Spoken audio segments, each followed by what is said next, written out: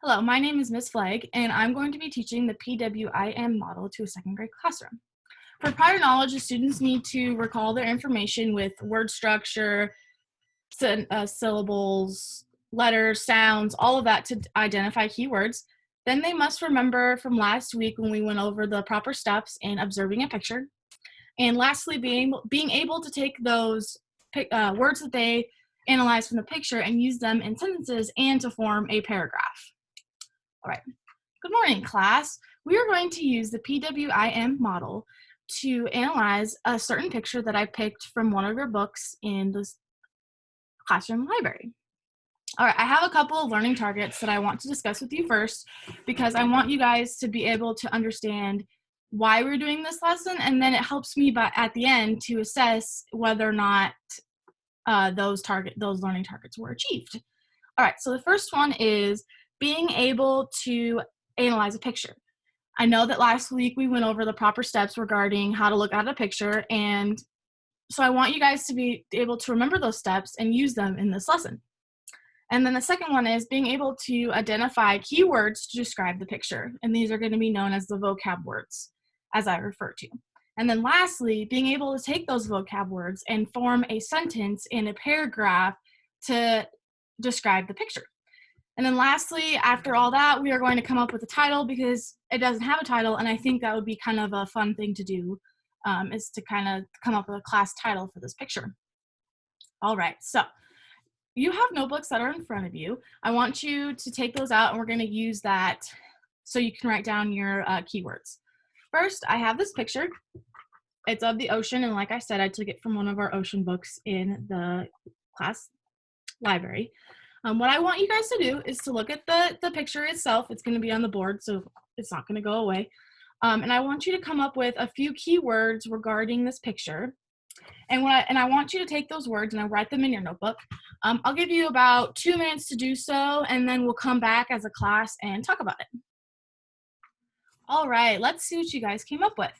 So it looks like after we have a little bit of a class discussion, you came up with water, because obviously it's under the sea. And then you came up with blue because of the color. You have fish, plants, turtle, and shark. And so now what I want you to do is to really think about those words. And what we're going to do is we're going to form a sentence with them. All right. So it looks like that somebody in your class raised their hand and told me that they wanted to tell me what they thought of a sentence. And so this student said, "The fish are swimming in the blue water." All right, so I'm going to write this sentence up on the board, and I want a volunteer to come up and please underline the words, vocab words that this student used in the sentence. All right, so it looks like the student used fish, blue, and water. All right, now looking at those 3 words, can anybody put them into a category? I think I can come up with one category that these all fall under. Okay, so your student said that fish and water all fall under the ocean category, and that blue is a color. Good job. Okay, so now what I want you to do is turn to your learning partner, and I want you both to come up with a sentence using another sentence using one or more of these words. Can one partner group raise their hand and tell me what they thought of? All right, so your 2 of your students came up with "the turtle likes to swim right next to the plants." That's a very good sentence, and I liked how you made that more complex and not simple.